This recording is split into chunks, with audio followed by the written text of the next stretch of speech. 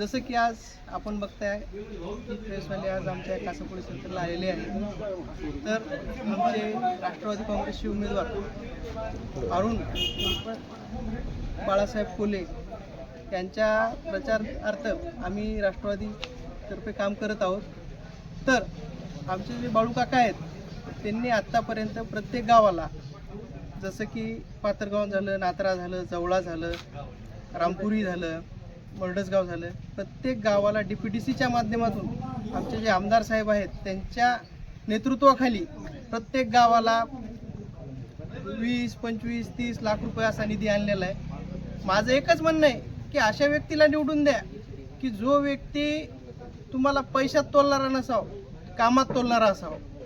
तुम्ही तुमचं मत द्यायला पैशामध्ये काय उपयोग नाही, तुम्ही देताल दाम पण अर्ध्या रात्रीला नाही करणार कोणी काम, इतकंच आमचं म्हणणं आहे।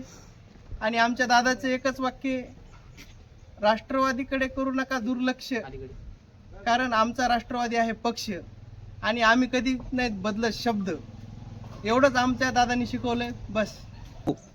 आपल्या जिल्हा परिषद सर्कलच्या मतदारांना काय आवाहन करताना आपण?